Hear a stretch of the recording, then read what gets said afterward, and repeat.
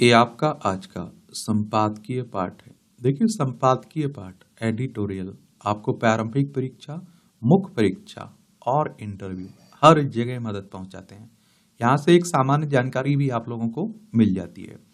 भगत सिंह का अपमान करता पाकिस्तान एक हमारा पड़ोसी है और 1947 तक हमारा हिस्सा हुआ करता था। लद्दाख, जम्मू कश्मीर, पंजाब, राजस्थान, गुजरात 5 राज्यों की सीमा लगती है। और भगत सिंह के जन्म की बात करें तो 28 सितंबर 1907 में पाकिस्तान में इनका जन्म हुआ था और 23 मार्च 1931 में इनको फांसी दे दी, डेथ हो गई थी। तो लोकसभा सदस्य मनीष तिवारी ने बीते दिनों विदेश मंत्री से एक महत्वपूर्ण सवाल किया। उन्होंने पूछा कि क्या सरकार लाहौर हाई कोर्ट में बलिदानी भगत सिंह के प्रति हुई अपमानजनक टिप्पणियों से अवगत है या नहीं। यदि है तो उसने क्या कूटनीतिक कदम उठाए हैं। और उनकी इस प्रश्न को आतारांकित प्रश्न के रूप में स्वीकृति मिली और विदेश राज्य मंत्री कीर्तिवर्धन सिंह ने 6 दिसंबर को लिखित जवाब दिया। यह अच्छी बात है कि लाहौर हाई कोर्ट में भगत सिंह के अपमान का संसद ने संज्ञान लिया, लेकिन और भी अच्छा होता यदि इस मुद्दे को कहीं अधिक तवज्जो दी जाती। ऐसा इसलिए क्योंकि भगत सिंह भारत के महानतम नायकों में से एक हैं और उनका अपमान तो छोड़िए, उनके विषय में कटु शब्द तक किसी को स्वीकार नहीं है होंगे। और इस मामले की जड़ें पाकिस्तान में सक्रिय भगत सिंह फाउंडेशन से जुड़ी हैं। फाउंडेशन करीब 20 वर्षों से इस प्रयास में लगा है कि लाहौर के एक प्रमुख चौराहे सादमान चौक को भगत सिंह का नाम दिया जाए। फाउंडेशन के अनुसार भगत सिंह समूचे उपमहाद्वीप के नायक थे और उनकी स्मृतियों के प्रति पाकिस्तान में भी सम्मान प्रदर्शित किया जाना चाहिए। भगत सिंह को सुखदेव और राजगुरु के साथ लाहौर केंद्रीय कारागारों में मार्च 1931 में फांसी दे दी गई थी। 1961 में उस जेल को ढहाकर वहां आवासीय कॉलोनी बना दी गई। सादमान गोल चक्कर जेल परिसर वाले फांसी घाट इलाके में ही आता है। बलिदानियों के इस स्थान से जुड़ाव को देखते हुए फाउंडेशन चौराहे का नाम बदलने का आग्रह करता आ रहा है और इस उद्देश्य की पूर्ति के लिए उसने 2012 में लाहौर हाई कोर्ट का रुख किया था। अदालत ने सरकार को निर्देश दिया कि वह नियमों के अंतर्गत कदम उठाए और उसके बाद से समाचार आते रहे कि जिम्मेदार संस्थाएं इससे जुड़ी अनुकूल संभावनाएं तलाश रही हैं, लेकिन स्वाभाविक रूप से ऐसे समाचार गलत ही होते हैं। नवंबर की शुरुआत में यह मामला लाहौर हाई कोर्ट के सामने आया। स्थानीय नगर निगम ने अदालत को सूचित किया कि भगत सिंह फाउंडेशन की मांग को स्वीकार नहीं किया जा सकता है और इस विचार को भी त्याग दिया गया और इस विचार को नकारने में निगम ने पाकिस्तानी नौसेना की सेवानिवृत्त कामोडोर तारिक मजीद की राय को आधार बनाया। मजीद ने भगत सिंह के बारे में यह कहने का दुस्साहस किया कि वह क्रांतिकारी नहीं बल्कि अपराधी थे और जिन्हें वर्तमान परिभाषाओं के हिसाब से आतंकी कहा जाता है। अब आप सोचिए, जिस देश की आजादी में भगत सिंह का योगदान हो और जिससे आप देखिए महापुरुष जो हैं, जो हमारे क्रांतिकारी रहे, उनमें तेरा मेरा होने लग जाए तो आप सोचिए कि दुर्भाग्य ही कहिए उस देश का, वहां के लोगों का।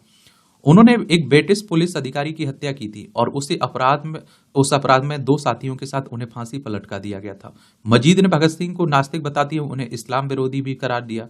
उन्होंने यहां तक सुझाव दिया कि भगत सिंह फाउंडेशन पर प्रतिबंध लगा दिया जाए क्योंकि यह पाकिस्तान की मूल विचारधारा के विरुद्ध है। लाहौर हाई कोर्ट ने अब इस मामले को 17 जनवरी तक लंबित कर दिया है। इस मामले में आगे जो भी हो, लेकिन इससे अनदेखा नहीं किया जा सकता है कि सिखों को लुभाने के प्रयास में जुटे पाकिस्तान में इस समुदाय के एक महान नायक की स्मृति और विरासत को इस प्रकार कलंकित किया जा रहा है। मनीष तिवारी के सवाल पर कीर्तिवर्धन सिंह के जवाब को देखें तो विदेश राज्य मंत्री ने यह जवाब दिया कि भारत सरकार ने पाकिस्तान में भगत सिंह के विरुद्ध आपत्तिजनक टिप्पणियों का संज्ञान लिया है और कूटनीतिक चैनलों के माध्यम से इस घटना के प्रति पाकिस्तान सरकार के समक्ष कड़ा विरोध जताया है। इसके साथ ही भारत सरकार ने पाकिस्तान में सांस्कृतिक विरासत पर बढ़ते हमलों, अल्पसंख्यक समुदाय की गरिमा पर आघात और उनके विरुद्ध बढ़ रहे असहिष्णुता का मुद्दा भी उठाया। सरकार और समूचा राष्ट्र भारत की स्वतंत्रता संग्राम में भगत सिंह के अमूल्य योगदान को मान्यता देता है। उनकी पुण्यतिथि पर हर साल देश विदेश में कार्यक्रम आयोजित होते हैं और विदेश में आप देखिए सक्रिय भारत के कूटनीतिक मिशन भी भगत सिंह के प्रति श्रद्धा सुमन अर्पित करने वाले कार्यक्रम आयोजित करते हैं। भैया, हम लोग हमारे महापुरुषों को मानते हैं और आप देखते हैं कि चाहे मोहम्मद अली जिन्ना देख लीजिए, हम लोग उन्हें कुछ गलत नहीं करते हैं। अगर उनका हम सम्मान भी नहीं कर रहे हैं तो हम उन्हें बेइज्जती भी नहीं कर रहे हैं, उनके सम्मान को ठेस नहीं पहुंचा रहे हैं। लेकिन पाकिस्तान कुछ भी कहिए, अलग ही है। सरकार के इस जवाब में वैसी प्रतिक्रिया प्रतिध्वनित नहीं होती जैसी भगत सिंह के लिए आतंकी और अपराधी जैसे शब्दों के प्रयोग पर होनी चाहिए थी। सरकार को उस ओर उन तिथियों का उल्लेख नहीं किया जा गया जब कूटनीतिक माध्यम से जरिए उसने पाकिस्तान से विरोध जताया, न ही यह उजागर किया कि क्या इस्लामाबाद स्थित भारतीय उच्चायोग ने इस मामले में कोई शिकायत दर्ज कराई या नई दिल्ली स्थित पाकिस्तान उच्चायोग में किसी को इस मामले में तलब किया। इस पर स्पष्टता का अभाव रहा है। सरकार ने लाहौर हाईकोर्ट में भगत सिंह के विरुद्ध टिप्पणियों को हटाने की मांग की या नहीं। अफसोस की बात है कि सरकार ने इसे सामान्य मामलों की तरह लिया। भगत सिंह के विरुद्ध ऐसी टिप्पणियों का लोकसभा अध्यक्ष द्वारा संज्ञान लिया जाना चाहिए था। लगता है कि विदेश मंत्रालय ने भी इसे हल्के में ले लिया। यह विदेश मंत्री एस जयशंकर के उस दृष्टिकोण के उलट दिखता है कि देश अब नई राष्ट्रवादी भावनाओं से ओतप्रोत हो गया है। और आप सोचिए एक बात कि फिर पाकिस्तान और अंग्रेजों में फर्क क्या रह गया? सोचिए, अंग्रेज भी तो यही मानते थे। अच्छा होगा कि सरकार के नेतृत्व में देश की समुची राजनीतिक बिरादरी भगत सिंह के विरुद्ध टिप्पणियों की कड़ी निंदा करें। यदि ये संसद में किया जाए तो और भी बेहतर होगा। सादमान चौक का नाम बदलने या ना बदलने का फैसला पाकिस्तान का है, लेकिन उन भगत सिंह के विषय में आतंकी अपराधी सरीके कोई अनर्गल टिप्पणी कतई बर्दाश्त नहीं की जानी चाहिए, जिन्होंने 23 वर्ष की अल्पायु में ही राष्ट्र के लिए सर्वोच्च बलिदान दिया और कई पीढ़ियां उनसे प्रेरित होती आई हैं, भविष्य में भी होती रहेंगी।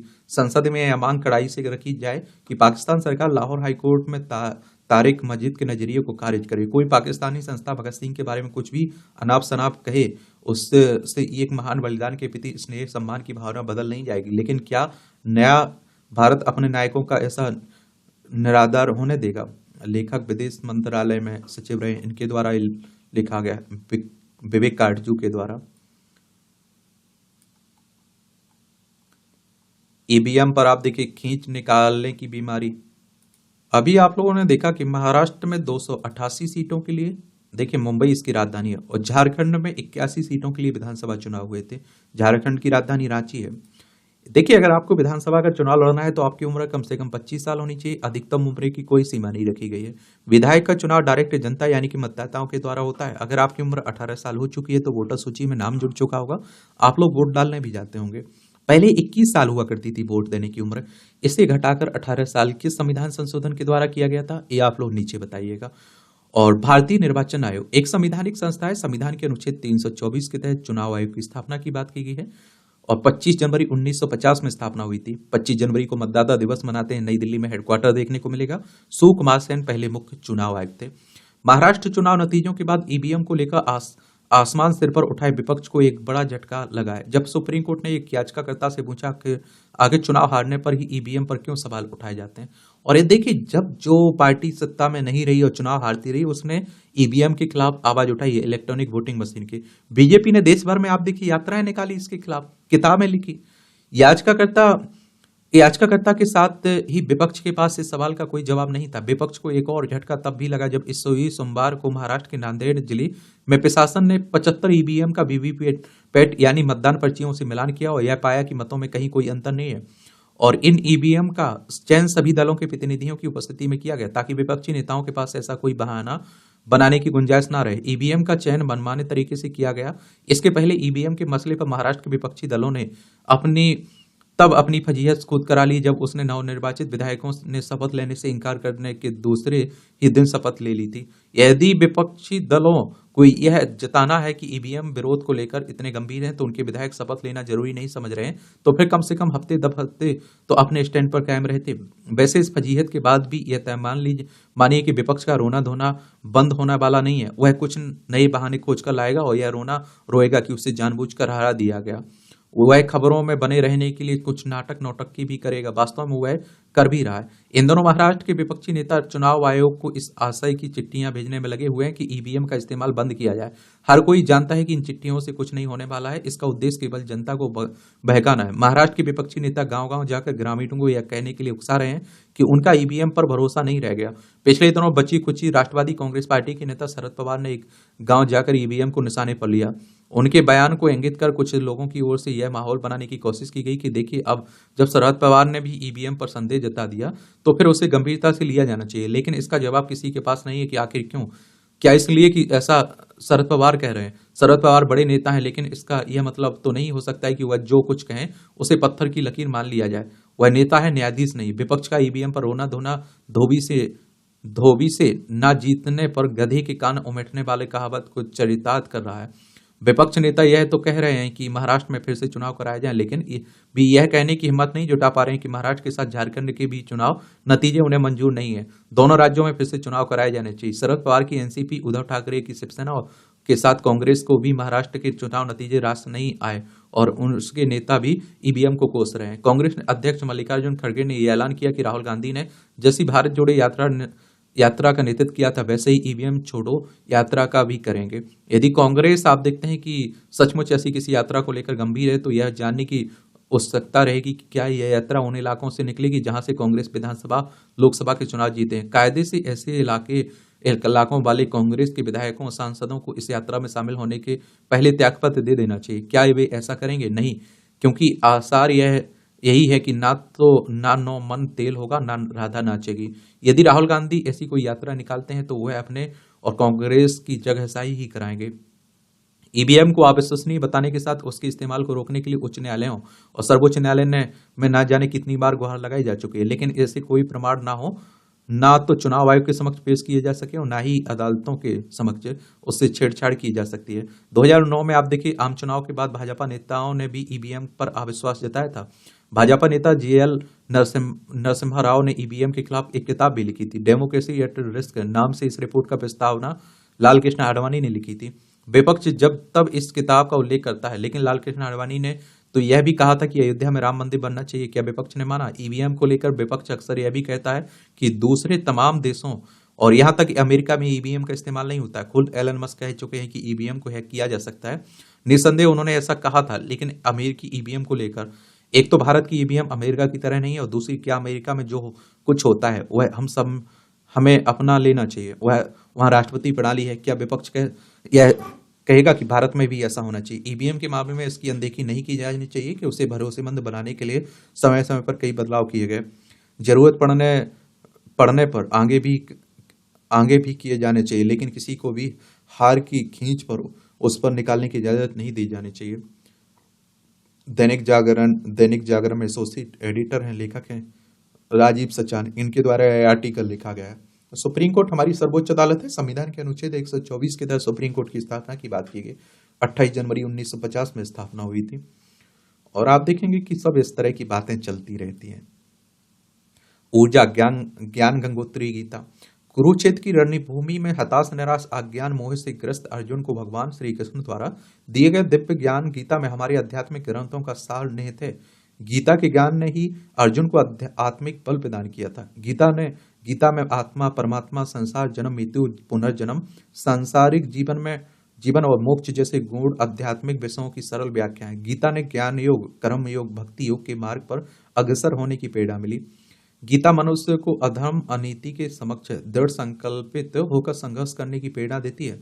सांसारिक जीवन में रहते हुए प्रत्येक मनुष्य में जब जड़ता, तामस्या, आलस, प्रमाद, चिंता, अशांति और कर्तव्य विमुखता छा जाती है, तब ऐसे अशांत चित्र को गीता का स्वर्णिम चिंतन सकारात्मक उल्लास एवं आंतरिक ऊर्जा से परिपूर्ण करता है। गीता का चिंतन सूक्ष्म आध्यात्मिक एवं दार्शनिक सूत्रों से परिपूर्ण होते हुए भी मनुष्य का मार्गदर्शन करता है।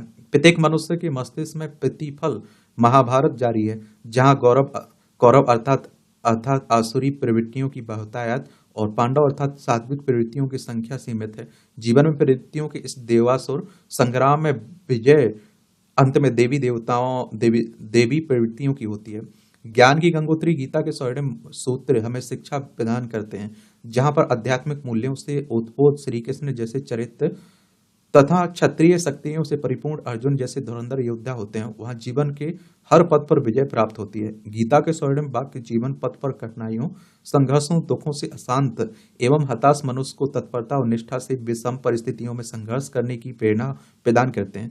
ज्ञान गंगोत्री गीता का यह चिंतन प्रत्येक मनुष्य के लिए जीवन रूपी अंधकार में प्रकाश स्तंभ के समान है। अच्छा कॉलम लिखा जाता है, लेकिन लोग कितना मानते हैं ये भी मायने रखता है। फॉलो किया करिएगा ऐसी बातों को। एक कांग्रेस को चुनौती। इस संकेत पहले भी मिलते रहे हैं कि विपक्षी दलों के मोर्चे पर एनडीए में सब कुछ ठीक नहीं है, लेकिन हाल में तृणमूल कांग्रेस की नेता बंगाल की मुख्यमंत्री ममता बनर्जी ने जिस तरह से आप देखते हैं कहा है कि हम नेतृत्व करेंगे गठबंधन का, उसी को लेकर बातें हो रही हैं। ये सब आप देख सकते हैं, देखना है तो। सराहनीय प्रयास। स्कूली शिक्षा को बेहतर बनाने के करने का बिहार सरकार का प्रयास सराहनीय है। शिक्षा की गुणवत्ता, आधारभूत संरचना, पुस्तकालय, छात्र शिक्षक अनुपात आदि में सुधार के बाद अब सरकार का ध्यान छात्र छात्राओं के समग्र विकास पर है। नए शैक्षणिक सत्र के शुरू होने से पहले मार्च में सभी विद्यालयों की रैंकिंग जारी की जाएगी। इसके लिए मापदंड तय किए गए हैं। इस आधार पर साल में 2 बार मार्च और नवंबर में रैंकिंग की जाएगी और निश्चित रूप से इससे विद्यालयों में प्रतिस्पर्धा का माहौल बनेगा। सभी अव्वल आने की कोशिश करेंगे। बोर्ड परीक्षाओं के परिणाम भी इसका असर देखेगा। उत्तीर्ण होने वाले बच्चों की संख्या बढ़ेगी। शिक्षकों की वार्षिक मूल्यांकन रिपोर्ट भी तैयार की जाएगी। कहने की जरूरत नहीं है कि बच्चों के समग्र विकास में शिक्षकों की भूमिका अहम होती है। शिक्षकों का दायित्व है कि वे शिक्षा की गुणवत्ता सुधारने में सरकार का सहयोग करें, अनावश्यक आंदोलन से बचें। शिक्षक समाज के आदर्श और बच्चों के, आप देखिए, मार्गदर्शक होते हैं। बच्चे शिक्षकों से ही सीखते हैं और शिक्षक विद्यार्थियों के साथ जितना समय बिताएंगे शिक्षा की गुणवत्ता में उतना ही सुधार होगा। सरकार शिक्षकों की हर सुविधा का ध्यान रखे रही है। विशेष समस्या के कारण इच्छुक शिक्षकों को स्थानांतरण की सुविधा दी जा रही है। ऐसे करीब 33,000 शिक्षकों ने स्थानांतरण के लिए इस शिक्षा कोष पोर्टल पर ऑनलाइन आवेदन भी किया है और इनमें सर्वाधिक 27,661 वैसे शिक्षक हैं जिन्हें घर से दूर विद्यालय होने के कारण परेशानी हो रही है। ऐसे शिक्षकों का यथाशीघ्र तबादला कर देना चाहिए ताकि वे अधिक से अधिक समय विद्यालय को दे सकें, तभी शिक्षा का परिदृश्य सुधरेगा। चलिए एक बार बिहार होके आते हैं हम लोग। देखिए ये है बिहार। पटना इसकी राजधानी है। अंतर्राष्ट्रीय सीमा नेपाल से लगती है और राज्यों में आप देखिए उत्तर प्रदेश, झारखंड, पश्चिम बंगाल से लगती है। नीतीश कुमार यहाँ के क्या है, मुख्यमंत्री आपको देखने को मिलेंगे। राजेंद्र लेकर यहाँ के राज्यपाल हैं। विधानसभा में 243 सीटें हैं, विधान परिषद में 75 सीटें हैं, राज्यसभा में 16 सीटें हैं, लोकसभा में 40 सीटें। 94,163 वर्ग किलोमीटर में फैला हुआ है आपका बिहार। ऊर्जा आत्मनिर्भरता की ओर देश।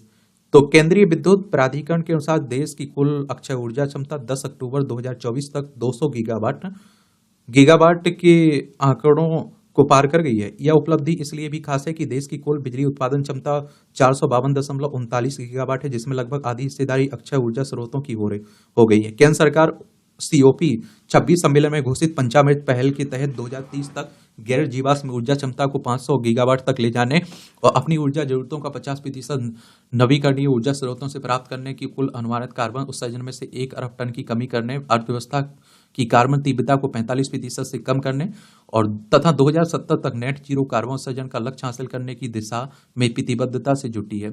अक्षय ऊर्जा के मामले में सौर ऊर्जा देश में पहले स्थान पर है। देश में सौर ऊर्जा का उत्पादन 90.76 गीगाटन हो रहा है। आज भारत अंतर्राष्ट्रीय सौर गठबंधन का सफल नेतृत्व कर रहा है। सौर ऊर्जा उत्पादन के मामले में आज भारत दुनिया में 5वें स्थान पर है। सौर ऊर्जा के बाद नवीकरणीय ऊर्जा के क्षेत्र में सर्वाधिक विकास पवन ऊर्जा का हुआ है। देश में इसकी स्थापित क्षमता 47.36 गीगावाट है। देश के कुछ राज्यों गुजरात, कर्नाटक, राजस्थान, तमिलनाडु, मध्य प्रदेश, महाराष्ट्र और आंध्र प्रदेश में इसके विकास की सर्वाधिक संभावना है। आज पवन ऊर्जा की स्थापित क्षमता के मामले में भारत, चीन, अमेरिका और जर्मनी के बाद चौथे स्थान पर है। वहीं देश में जल विद्युत ऊर्जा का भी संतोषजनक विकास हुआ है। इसकी स्थापित क्षमता 52 गीगावाट पहुंच चुकी है। समस्त आप देखते हैं अक्षय ऊर्जा में जल विद्युत ऊर्जा की हिस्सेदारी 26% है। भारत में इसके विकास की अपार संभावनाएं हैं क्योंकि देश में अनेक पर्वतीय क्षेत्रों, नदियों और जलधाराओं का व्यापक नेटवर्क मौजूद है।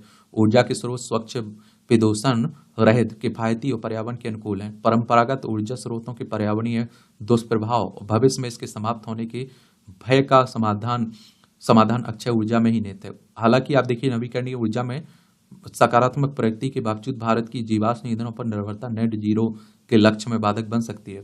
अतः विभिन्न क्षेत्रों को ऊर्जा के मामलों में आत्मनिर्भर बनाना आवश्यक है। कृषि, परिवहन, उद्योग जैसे क्षेत्रों में सौर, पवन और जैव ऊर्जा का विस्तार करना, साथ ही इलेक्ट्रिक वाहनों और हाइड्रोजन ऊर्जा के उपयोग को बढ़ावा देना भारत को ऊर्जा और आत्मनिर्भरता की ओर ले जा सकता है। अच्छी बात है, अच्छा कॉलम लिखा जाता है। यहाँ भी कुछ टिप्पणियां रहती हैं, देखना हुआ कर तो देख लिया करिएगा। आपकी क्या राय रहती है, आपके क्या विचार रहते हैं इस तरह के टॉपिक पर, आप लोग जरूर अपने विचार रखा करिएगा। इसकी PDF एजुकेशन सर्कल प्लेटफॉर्म है ना टेलीग्राम पर, वहां मिल जाती है, तो वहां से जाकर डाउनलोड कर लिया करिएगा। ठीक है। इस समय पर न्याय की महती आवश्यकता। वो कहते हैं कि अगर समय से न्याय ना मिले तो बड़ी बुरी बात है ना। पिछले दिनों प्रधानमंत्री नरेंद्र मोदी ने चंडीगढ़ में 3 नए कानून, भारतीय न्याय संहिता, भारतीय नागरिक सुरक्षा संहिता, भारतीय साक्ष्य अधिनियम को देश को समर्पित करते हुए कहा कि आजादी के 7 दशकों में न्याय व्यवस्था में अब बड़ा बदलाव आ गया है। उन्होंने कहा कि पुलिस अब किसी को अपनी मर्जी से हिरासत में नहीं ले सकेगी। परिवार को इससे पहले सूचित करना होगा। इन नए कानूनों में नागरिक अधिकारों को सुरक्षित रखा गया है। ऐसे समय में जब देश विकसित भारत का संकल्प लेकर आगे बढ़ रहा है, तब संविधान की भावना से प्रेरित भारतीय न्याय संहिता के प्रभावों का आरंभ होना बहुत बहुत आप देखते हैं कि अहम है। इसलिए अब समय पर न्यायिक व्यवस्था की पहचान होनी चाहिए। और याद रहे कि भारतीय न्याय संहिता का मूल मंत्र सिटीजन फर्स्ट है। ये कानून नागरिक अधिकारों के रक्षक बन रहे हैं। मालूम हो कि पहले एफआईआर करवाना कितना मुश्किल होता था, लेकिन अब जीरो एफआईआर को भी कानूनी रूप दे दिया गया। फिलहाल देश के नागरिकों के लिए हमारे संविधान में जिन आदर्शों की कल्पना की गई थी, उन्हें पूरा करने की दिशा में ये सब ठोस प्रयास है। उल्लेखनीय है कि 1857 के पहले स्वतंत्रता संग्राम के बाद 1860 में भारतीय दंड संहिता आईपीसी लागू की गई। बाद में भारतीय साक्ष्य अधिनियम, आपराधिक प्रक्रिया संहिता की संरचनाएं अस्तित्व में आई। इन कानूनों का मकसद भारतीयों को दंडित करना था ताकि वे गुलाम बने रहें। लेकिन दुर्भाग्यपूर्ण बात है कि स्वतंत्रता के दशकों बाद भी हमारे कानूनों में वही मानसिकता बरकरार रही। अब आप देखिए, उस समय अंग्रेजों ने अपने हिसाब से कानून बनाए हुए थे। आजादी के बाद बदल जाने चाहिए थे, क्योंकि अंग्रेजों का अपना उद्देश्य था और अब तो हम लोग आजाद हो चुके हैं। खैर, चंडीगढ़ अब देश का पहला केंद्र शासित प्रदेश बन गया जिसने इन नए कानूनों को 100% लागू किया है और यह न्याय प्रणाली में बदलाव का आदर्श उदाहरण प्रस्तुत कर रहा है। लेकिन चिंता की बात है कि देश की सभी अदालतों में मौजूदा वक्त में करीब 5 करोड़ केस लंबित हैं। इन केसों की निपटाने की रफ्तार इतनी धीमी है कि इन्हें पूरा करने से निपटाने में वर्षों लग जाएंगे। 2018 में नीति आयोग ने कहा कि अगर नए केसों को छोड़ दें तो इन केसों के निपटाने में 324 साल लग जाएंगे। 324 साल, आप देखिए। और नीति आयोग योजना आयोग को प्रतिस्थापित करके 2015 में आया था। फिर वो आप लोग सुनते रहते हैं ना, किसी महिला के साथ आप देखते हैं दुष्कर्म होता है, उसके केस की जब बारी आती है, उसका फैसला आता है, उसे मरे हुए 10 से 15 साल हो जाते हैं। या फिर आप लोगों ने इस तरह का मामला सुना होगा कि किसी व्यक्ति को आप देखते हैं किसी झूठे आरोप में फंसा दिया जाता है। वो अपनी जिंदगी के 20 साल से 22 साल वो जेल में निकाल लेता है। बाद में कहते हैं कि उससे क्या हुआ, वो निर्दोष है, उसने कुछ गलत नहीं किया है। और आप देखेंगे कि अब तीनों आपराधिक कानूनों पर अमल से एक और, जहां 60 दिन के अंदर आरोप तय किए जाएंगे, वहीं दूसरी ओर सुनवाई पूरी होने के 45 दिन के अंदर फैसला सुनाना आवश्यक हो गई। यह सब संकेत है तीनों आपराधिक कानूनों पर अमल के बाद से कई मामलों में सचमुच समय पर न्याय हुआ है। जैसे चंडीगढ़ में वाहन चोरी में मामला दर्ज होने के 75 दिन के अंदर अदालत ने सजा सुना दी। इसी तरह अशांति फैलाने के एक मामले में 20 दिन में सुनवाई करके सजा सुना दी। दिल्ली में भी एक मामले में एफआईआर दर्ज होने की 60 दिन के अंदर फैसला आ गया। और आप देखते हैं कि ऐसा देश भर में सभी मामलों में होना चाहिए। इसी के साथ यह भी सुनिश्चित किया जाना चाहिए कि निजी अदालतों के जिन फैसलों को ऊंची अदालतों में चुनौती दी गई, वहां भी उनका निस्तारण तत्काल हो। न्याय को नागरिक केंद्रित तभी कहा जा सकता है जब न्याय त्वरित किया जाए। इसलिए मुकदमों की अवधि तय होनी चाहिए जरूरी। और बहरहाल न्यायालय को मुकदमे से निजात दिलाने के लिए केंद्र सरकार ने कुछ साल पहले राष्ट्रीय मुकदमा नीति बनाने की बात कही थी। इसके अंतर्गत प्रमुख लंबित मुकदमों की औसत अवधि को 15 साल से कम करके 3 साल करने तथा न्यायालय के समय का सदुपयोग करने के लिए सभी न्यायालयों में कोर्ट प्रबंधकों की नियुक्ति करने जैसी बातें भी शामिल थी। हमें ध्यान रखना होगा कि चाहे दीवानी हो या फौजदारी, सभी केसों के निपटान की निश्चित अवधि होनी चाहिए, नहीं तो न्यायिक निर्णय आने में वर्षों लग जाएंगे। इससे ईज ऑफ जस्टिस की अवधारणा समाप्त होगी। तारीख पर तारीख की बजाय भारत में न्याय देने में देरी का एक बहुत बड़ा, ये आप देखिए, कारण न्यायाधीशों की संख्या में कमी है। सभी उच्च न्यायालयों में न्यायाधीशों की स्वीकृत संख्या 1114 है और 29.4% अभी रिक्त हैं। उच्च न्यायालयों में लगभग 62 लाख मामले लंबित हैं। न्यायालयों की इन रिक्तियों के अनेक कारण हैं, क्योंकि न्यायाधीशों की नियुक्ति संविधान के अनुच्छेद 217 द्वारा होती है। न्यायाधीशों के चयन में इस्तेमाल की जाने वाली प्रणाली समय लेने वाला है और कार्यपालिका और न्यायपालिका के बीच नामों और अन्य कारकों को लेकर राजनीतिक खींचतान भी चलती रहती है। भारतीय न्यायाधीशों को विकसित देशों के उनके समकक्षों की तुलना में बहुत कम वेतन मिलता है। इसलिए बहुत से लोग न्यायाधीश बनने के इच्छुक भी नहीं होते हैं। अच्छे सार्वजनिक प्रशासन को बढ़ावा देने के लिए एक मजबूत कानूनी व्यवस्था महत्वपूर्ण है। इसलिए इस संकट से निपटने के लिए अधिक न्यायाधीशों की नियुक्ति, न्यायतंत्र के आधुनिकीकरण और डिजिटलीकरण के लिए पर्याप्त धनराशि में वृद्धि को प्राथमिकता दी जानी चाहिए। त्वरित न्याय मिलना चाहिए। त्वरित न्याय के लिए त्वरित अदालत। तो आप देखिए, त्वरित न्याय के लिए जरूरी है कि देश में अधिक से अधिक त्वरित अदालतों का गठन किया जाए। बहरहाल सभी लंबित मामलों के निपटारे के लिए अभी करीब 1000 विशेष त्वरित अदालतों के गठन से पीड़ितों के लिए न्याय के अधिकार को सुनिश्चित किया जा सकता है। एक रिपोर्ट के अनुसार अगर लंबित मामलों में एक भी नया मामला नहीं जोड़ा जाए तो भी विशेष त्वरित अदालतों में दुष्कर्म एवं पॉक्सो के 2000 कितना 2,02,175 मामलों के निपटारे में अनुमानित 3 साल का समय लगेगा। आज की तारीख में देश की 1023 विशेष त्वरित अदालतों में से सिर्फ 755 अदालतों में ही कामकाज हो रहा है। उल्लेखनीय है कि सरकार ने आपराधिक कानून संशोधन विधेयक 2018 में प्रस्तावित सख्त समय सीमा और सुप्रीम कोर्ट के निर्देशों का पालन करते हुए दुष्कर्म एवं पॉक्सो मामलों के तेजी से निपटारे के लिए अगस्त 2019 में स्पेशल फास्ट ट्रैक कोर्ट में यानी कि विशेष त्वरित अदालतों के गठन की को मंजूरी दी थी। और न्याय तंत्र मजबूत हो इसके लिए मौजूदा विशेष अदालतों में कामकाज सुचारू रूप से जारी रखने और नई विशेष अदालतों के गठन के लिए निर्भया फंड की अप्रयुक्त राशि का भी उपयोग किया जा सकता है। सर्वविदित है कि न्याय के लिए एक पीड़ित की लड़ाई इन विशेष अदालतों में आरोपी को सजा सुनाए जाने के साथ ही खत्म नहीं हो जाती, बल्कि यह तब तक जारी रहती है जब तक कि ऊपरी अदालतों में लंबित अपीलों का निपटारा न हो जाए। इसलिए यह बेहद जरूरी है कि शीघ्रता से न्याय सुनिश्चित करने के लिए मुकदमों और अपीलों के निपटारे के लिए एक समय सीमा तय की जानी चाहिए। इस बाबत हाईकोर्ट और सुप्रीम कोर्ट में दायर अपीलों के निपटारे की समय सीमा तय करने के लिए एक नीतिगत रूपरेखा की आवश्यकता है और जिसको कठोरता से पालन करने पर ध्यान दिया जाना चाहिए। तब जाकर न्यायपालिका पर लंबित मुकदमों का बोझ कम हो सकेगा।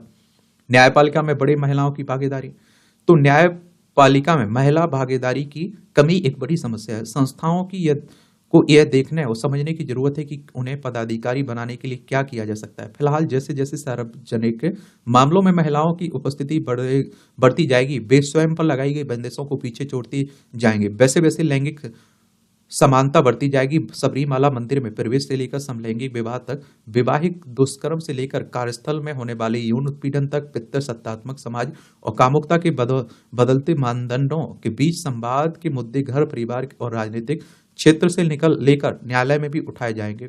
इन लड़ाइयों में न्यायपालिका में स्थित लैंगिक असमानता से पुरुष अभिजात वर्ग को न्याय के विचार पर वीटो अधिकार प्राप्त हो सकता है। ध्यान देने योग्य बात है कि सर्वोच्च न्यायालय की स्थापना के समय से अब तक केवल 11 महिला न्यायाधीश रही हैं तथा कोई भी महिला मुख्य न्यायाधीश नहीं बनी। उच्च न्यायालयों में 680 न्यायाधीशों में से मात्र 83 महिलाएं हैं। अधीनस्थ न्यायाधीशों में केवल 30% महिलाएं हैं। उच्च न्यायपालिका में महिला न्यायाधीशों के रूप में महिला सदस्यों के लिए एक निश्चित प्रतिशत के साथ लैंगिक विविधता को बनाए रखने और बढ़ावा देने की आवश्यकता है। न्यायिक नियुक्तियों में पारदर्शिता की दरकार है।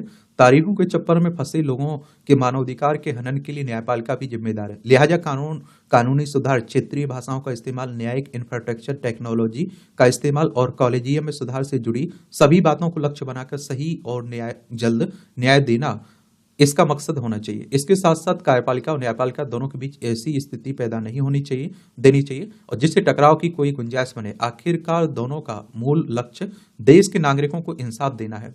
न्यायपालिका में भ्रष्टाचार से आज बिल्कुल भी इनकार नहीं किया जा सकता है। इसी कारण सरकार और सामान्य लोगों को भी शिकायत रहती है कि अदालतों में एक ही समूह के लोगों की मनमानी चलती है। इसलिए एक विशेष न्यायिक नियुक्ति प्रक्रिया बनाई जानी चाहिए और जिससे निचली स्तर से न्यायिक नियुक्ति में पारदर्शिता लाई जा सकेगी और यही उपाय न्यायिक सेवा भर्ती के लिए उद्धारक साबित हो सकता है और त्वरित न्याय की राय को भी आसान बनाया जा सकता है। बाकी आप लोग क्या सोचते हैं? अपनी राय आप लोग दीजिए, बताइए। टीबी मुक्त भारत का गवाह बनेगा क्या? ये आप देखिए हरियाणा, तो आप देखेंगे कि पीएम मोदी ने को धान की पराली से बना उनका भेंट करते हुए मुख्यमंत्री नवाब सिंह सैनी। इन दिनों पूरा हरियाणा अंतर्राष्ट्रीय गीता जयंती महोत्सव में रंगा। हरियाणा की धरती पर आध्यात्मिक, संस्कृति, कला के दिव्य संगम के बीच पिछले दिनों राष्ट्रीय स्तर पर 2 बड़ी योजनाएं शुरू हुई। 2030 तक टीबी मुक्त और 2047 तक आत्मनिर्भर और विकसित भारत की मुहिम मील का पत्थर साबित होगी।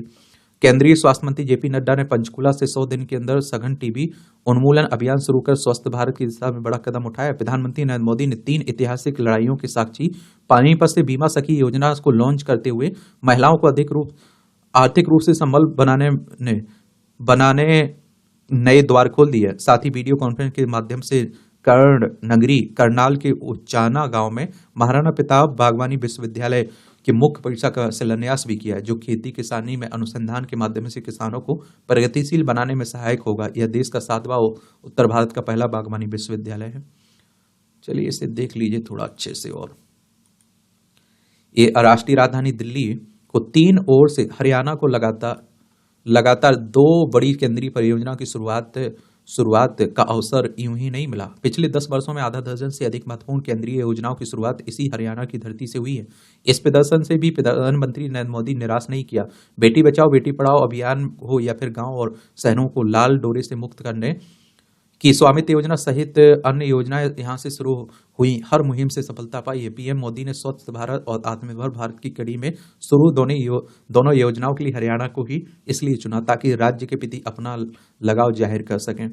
केंद्र सरकार ने केंद्र सरकार ने 2030 तक सतत विकास लक्ष्यों की प्राप्ति से पहले भारत को टीबी मुक्त करने का लक्ष्य रखा है। इसी विजन के तहत आप देखिए एक नई ऊर्जा के साथ टीबी उन्मूलन अभियान शुरू किया है, जिसमें आप देखिए 33 राज्यों और केंद्र शासित प्रदेशों की 347 जिले शामिल होंगे। कोई भी टीबी मरीज इलाज से छूटे नहीं। इसके लिए 4T फॉर्मूला अर्थात टी ट्रैक, ट्रीट और टेक्नोलॉजी पर फोकस रहेगा और समय से मरीज की पहचान, उपचार की सुविधा से देश में टीबी में गिरावट की जो दर वर्ष 2015 में 8.3% थी, वह अब 17.7% हो गई है, जो वैश्विक औसत से कहीं अधिक है। पिछले 10 सालों में आप देखिए टीबी से होने वाली मृत्यु में भी 21.4% की कमी आई है।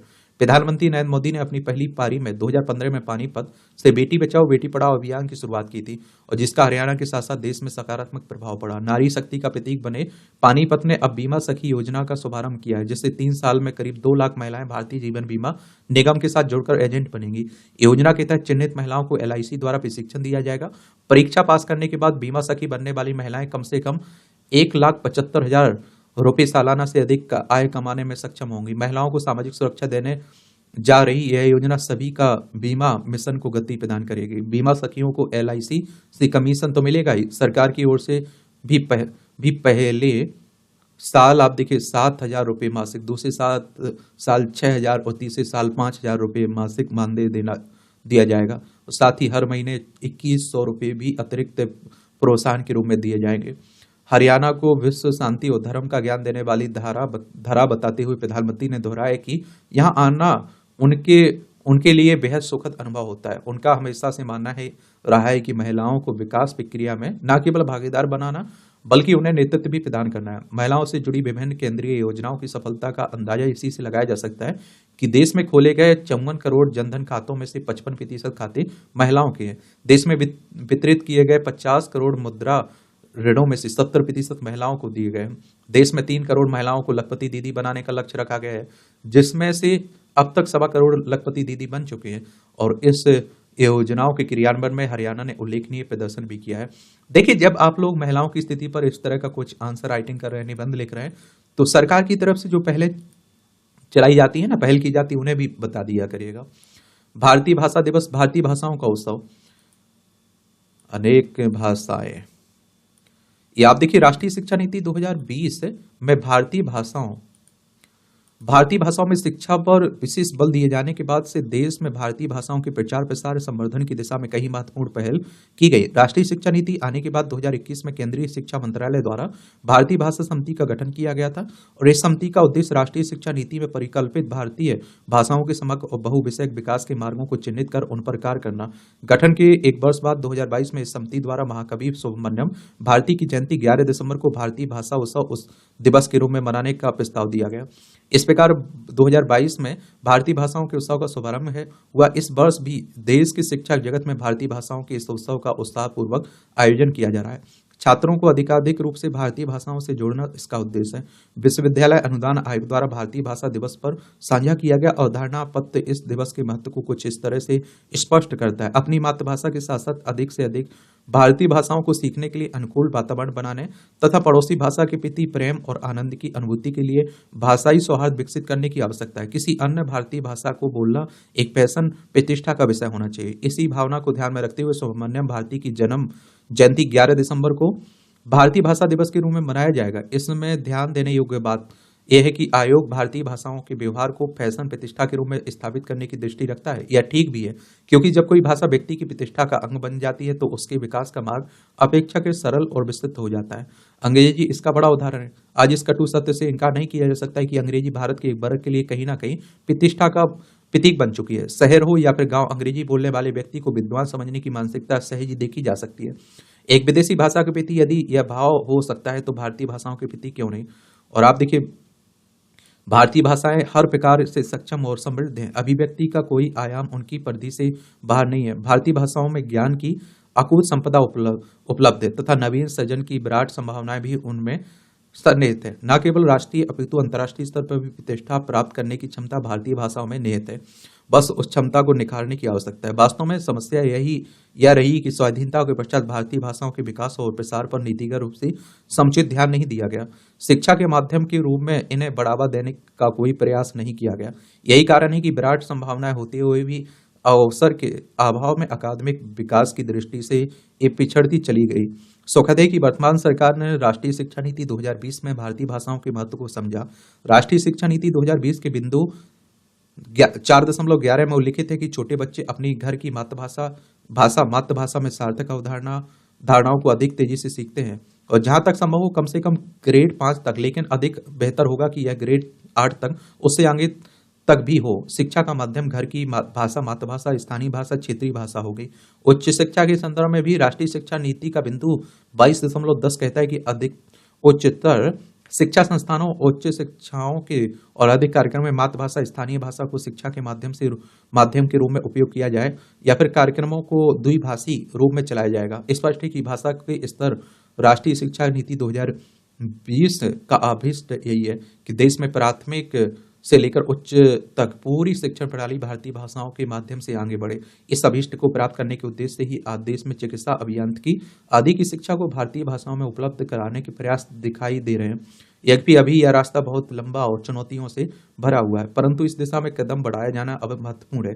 भारतीय भाषाओं में शिक्षा से लेकर भारतीय भाषा दिवस जैसे आयोजनों तक जब विभिन्न स्तरों पर विविध सकारात्मक प्रयास हो रहे हैं, तो आने वाले समय में इनके सुपरिणाम भी अवश्य देखने को मिलेंगे। और इस तरह से आप देखेंगे आज के दैनिक जागरण में जो संपादकीय पार्ट है उसकी कहानी कवर होती है। अब आपका कोई सवाल हो, मेरे लिए सुझाव हो, तो आप लोग जरूर बता सकते हैं। धन्यवाद।